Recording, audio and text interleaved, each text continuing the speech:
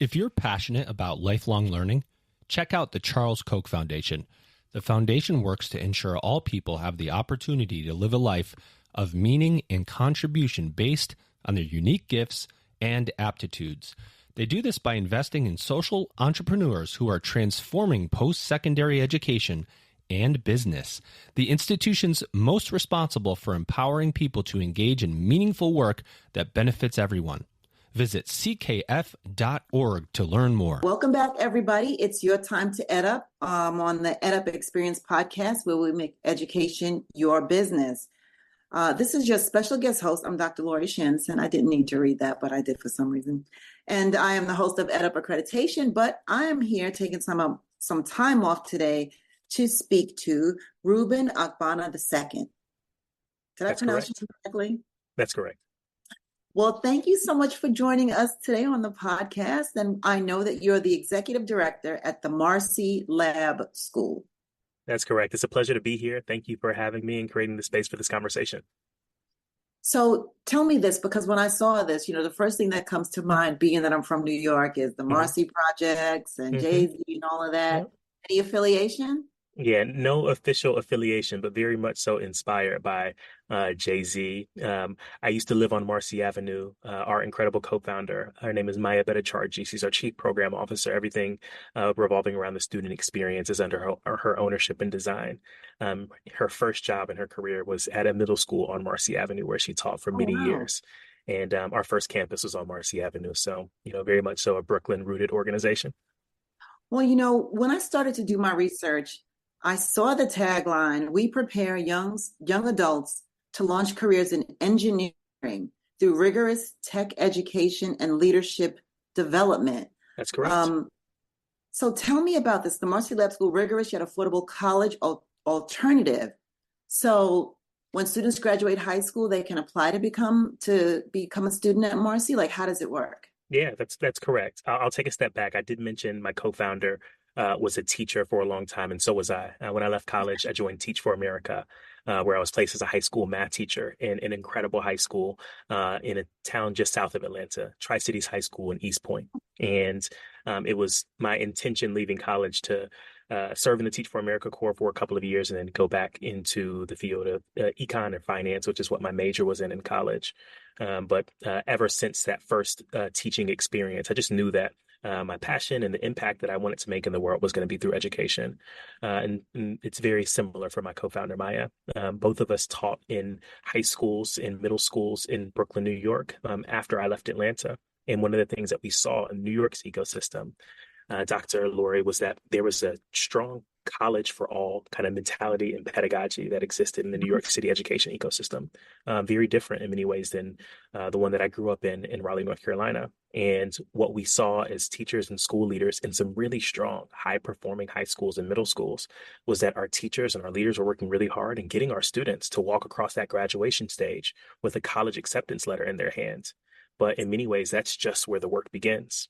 We were seeing that many of our most promising, high-performing students with a ton of aspirations who may not have been able to get into one of the top colleges in the country or in the city were going off to schools where they weren't receiving the support that they needed. Right. Or they were overextending themselves and taking out a ton of student loan debt to pursue this dream of a college that we had, been preaching to them for many, many years.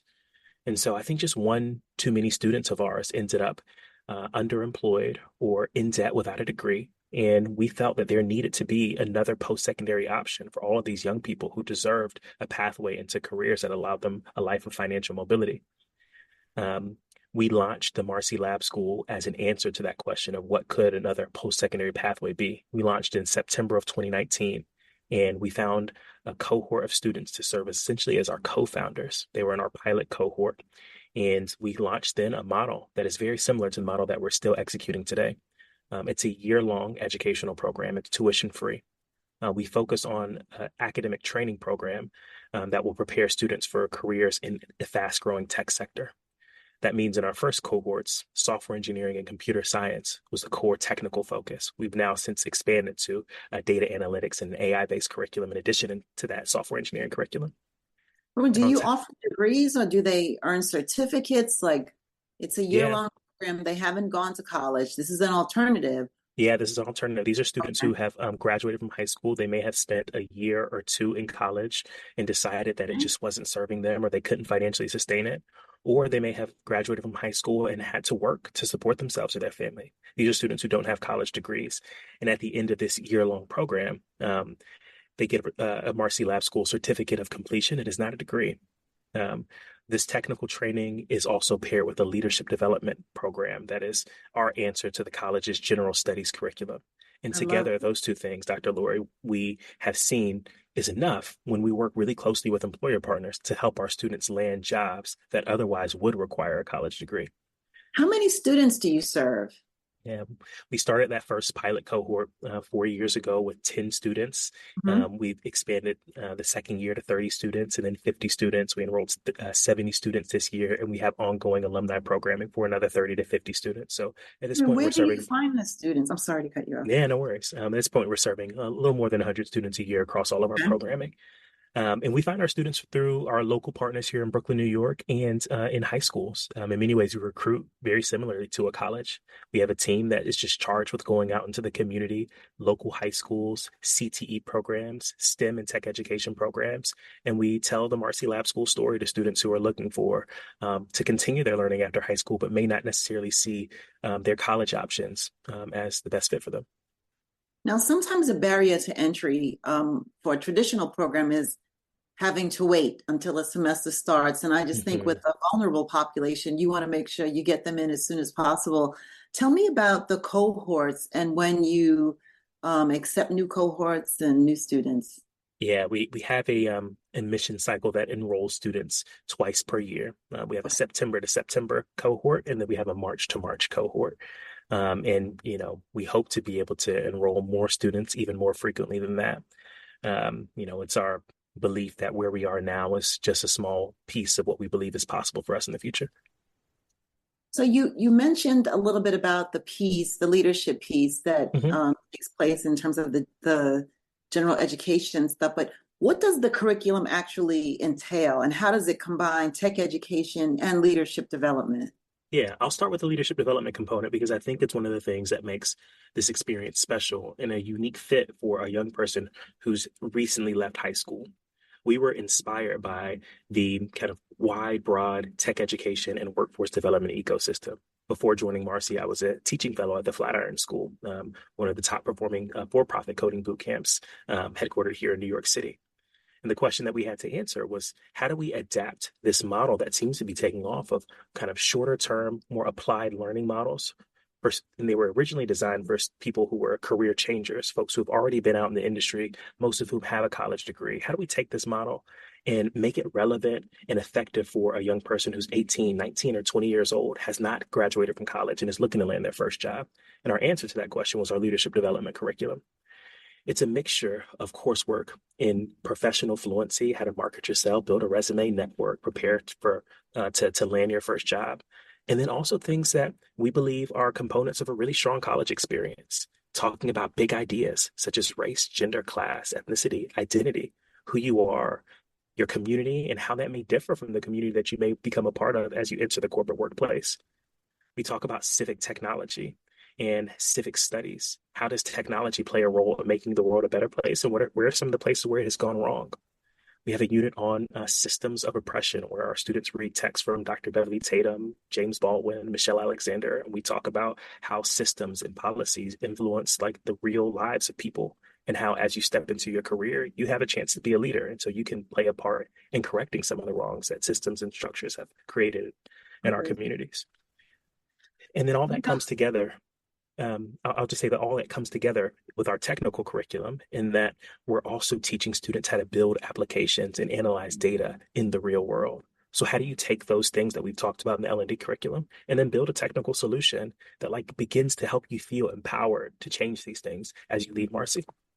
I love it. And I have so many questions about this because this is a model that I'm not familiar with, not for this population. And I love it. I absolutely love it. Do you partner with employers? Is it job placement and mentoring? We do. It's one of the most important parts about what we do. We're asking students who otherwise could go to a 2-year college or a 4-year college to instead spend their time at the Marcy Lab School. And we have an obligation or responsibility to bridge the gap between schooling and employment. And so what that means is we work really closely with our employer partners because our assumption is that because our students are coming from low income communities or they're students of color, they're students from immigrant backgrounds who don't have flashy names from colleges at the top of their resume, we can't just send them out to apply in the world without the support of a network or an ecosystem because that's what their peers from wealthier backgrounds have when they graduate from college. So when we partner with employers, what we're doing is we're bringing them close to the Marcy Lab School community. We're bringing them into the curriculum. We're often bringing them into the building, and we're brokering partnerships that provide our fellows with preferential access to the interview opportunities for early career talent roles at those companies. Affordability and access. You mentioned that without mentioning going into depth, but so the Marcy Lab School is described as an affordable college alternative.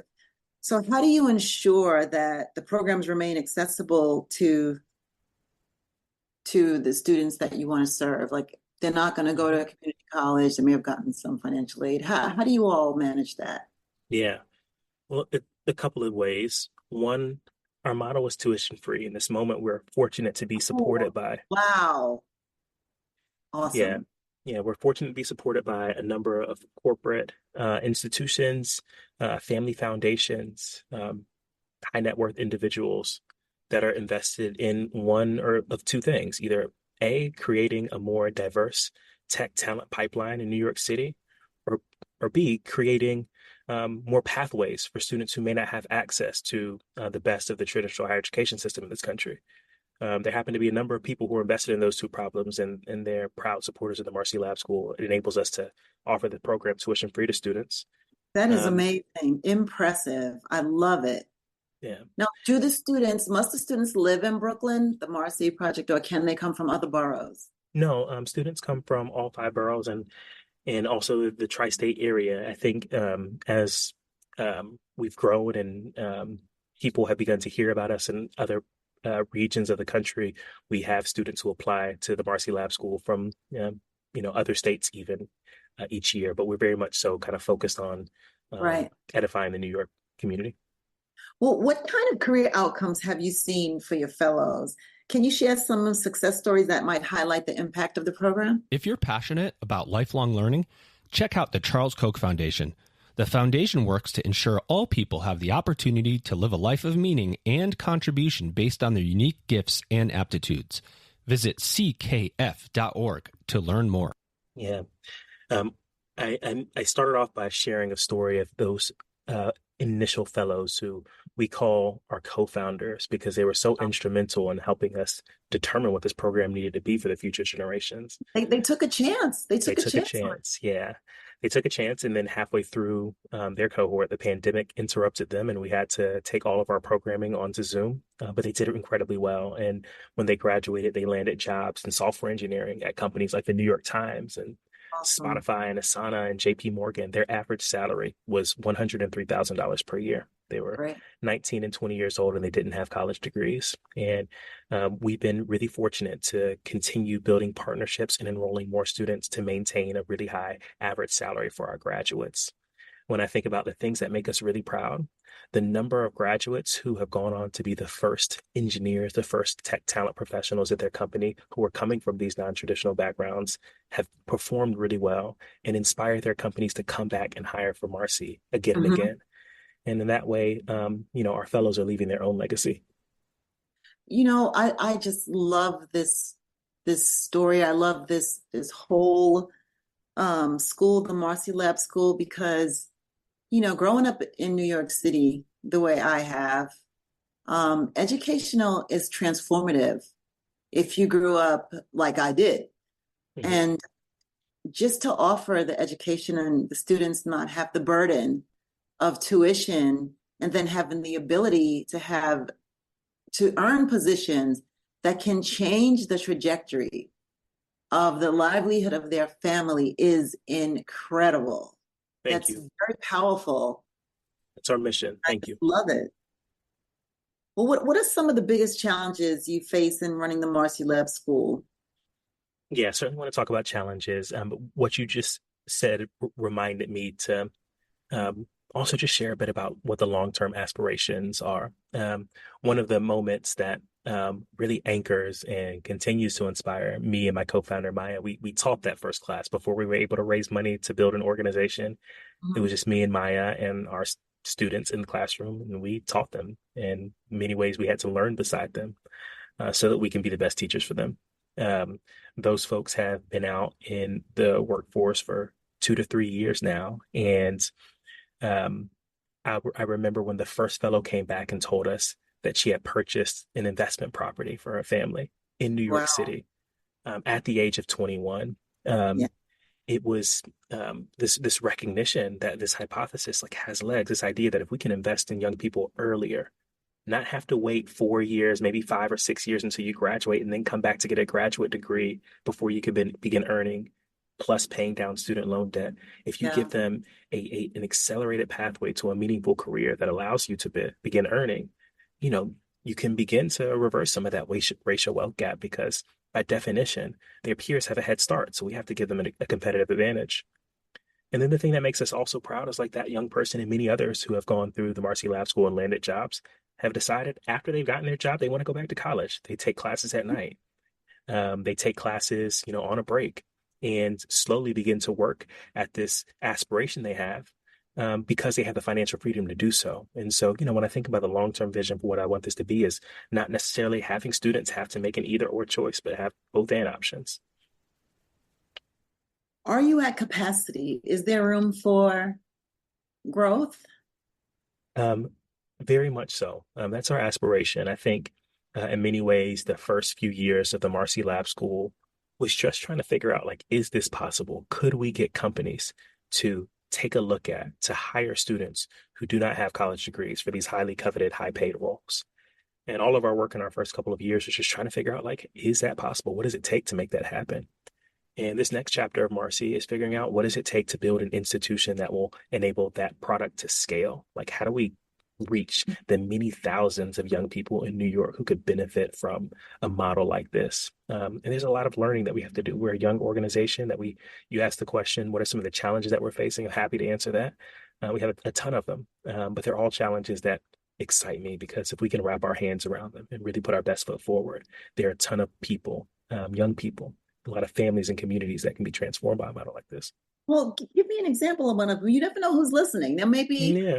some Daddy Warbucks type of person who's willing to drop some major ducats on the Marcy School. For sure. The first is growing our list of employer partner champions. Mhm. What we found is that we have a number of employers that span sectors from tech sector employers like Squarespace and Asana and Spotify, some of those names that I've mentioned, and then a number of employers that aren't necessarily considered tech sector companies, but imply a ton of tech talent. Right. And it's everyone from JP Morgan and Mizuho, Accenture, et cetera. Um, they have made stated investments and to put their money where their mouth is and hire graduates from organizations like Marcy Lab School and our peers. And the question is, how do we grow that ecosystem, deepen and strengthen those relationships? How do we find more employers who are thinking seriously about diversifying their tech talent pipelines and are willing to look critically at folks who don't fit the traditional mold? If they're engineering leaders, if there are executives at companies who really want to think about creating a new innovative solution to a talent problem, those are the conversations that we want to have. And we can't grow the Marcy Lab School until we feel confident that we have the pipeline of employers to satisfy the desires and the aspirations of our students. I love it. Now the students themselves, I would like to think that the first class, the co-founders, is that what you call them? Mm-hmm. Um, that they are, I guess, very much in touch with you all. Do they serve as mentors or do they come back and speak to the classes that you have? They too. They're super inspiring. They're mentors. They're in many ways they're recruiters. People hear Hmm. and see their stories and they tell their stories. And young people, just a few years younger than them are like, I want to follow in your footsteps. I got to shout out one of our founding fellows, Devontae Duncan. He has a YouTube channel called Dose of Devi, and Oh, he's he had always been a really creative and forward-thinking storyteller since he was a student. And his YouTube channel is just like really cool, like honest videos of everything from what it was like for him to land his first software job, how much money he gets paid, and Oh, how he wow. budgets it. Mhm. And like he's developed a following. He has, tens of thousands of followers. His videos get hundreds of thousands of views. And there are a number of students who are at the Marcy Lab School now because they follow his YouTube page. And That's just I really awesome. appreciate him for that. Yeah, that's really good. I mean, what advice would you give to young people who are interested in pursuing a career in engineering but may not have a traditional college path? Yeah. A couple of pieces of advice. Um, One, I think widen the breadth of learning. The software engineering, the tech space generally is changing really rapidly. And um, a few years ago, it was enough to have like a really solid skill set in a particular language or in a particular framework. And now the question is like, how many new skills can I pick up? How many new projects can I work on to gain exposure to, emerging industries, emerging technologies? Essentially, like you need to always be learning, so to speak. And the second piece has to do with networks. I think no matter how good you are, no matter how competent you are, because of the way the current employment process works, it is hard to break in without a network. And Right. that leaves you with one of two options. There are a number of incredible programs like Marcy or like um, other professional networking groups, other tech affinity organizations in a number of cities. Getting involved with an organization or a school like Marcy is more than just learning how to code. It's like being able to like develop the skills and the network to be able to break into the industry. And so getting involved with a similar organization in your city could support you. And then outside of enrolling in or joining an existing organization, taking part in different meetup groups or conferences or different ways to meet people in the space is another opportunity to expand your network. I mean, I love it. And thank you so much for spending this time with us today. I mean, I'm inspired now to go back to the Marcy Lab School webpage and check it out. I think I only was able to get to the LinkedIn page where I didn't see but I know there has to be a bunch of amazing things on the website. Yeah, please take it out. And So, our Instagram page too, if especially for students or folks who, want to get a peek into yeah, the student please tell our experience. listeners how to find the website and the Instagram page. Yeah, it's marcylabschool.org. And then on Instagram and TikTok at Marcy Lab School. Thank you so much, Reuben, for spending this time together with us and telling us more about what is going on there. I am amazed, I am proud, I'm impressed, and I'm excited about the future. I think this is an amazing endeavor, and I'm so glad that our young people have this option in New York City. I know what education can do, and this is an amazing opportunity that's being afforded to our young people. Thank you, Dr. Lori, for extending me this platform to tell our story. Thanks again. So there you have it, everyone. You've just been EdUped one more time, and you had to suffer through with me, Dr. Lori Shandison, the co-host of Accreditation Insights. And you should know that as part of the EdUp experience, there is a full portfolio of podcasts dedicated to higher education. I mean, just take your pick. Anything that you can think of, you'll find on the EdUp Experience podcast platform. And you should definitely try to listen into Accreditation Insights because we talk about accreditation. Anyway, I'd love to thank my guest again today, Reuben Ogbonna, the executive director at the Marcy Lab, who's told us all about this wonderful initiative. And we're extremely proud of the work that you do. And I don't want to forget to say this, but thank you for your service with regards to Teach for America, because I know that was challenging, and it was probably where you learned to hone a lot of your skills, and it's not for the faint of heart, and it is much appreciated. Thank you so much. Thank you, everyone. Tune in soon. We'll see you. If you're passionate about lifelong learning, check out the Charles Koch Foundation. The foundation works to ensure all people have the opportunity to live a life of meaning and contribution based on their unique gifts and aptitudes. Visit ckf.org to learn more.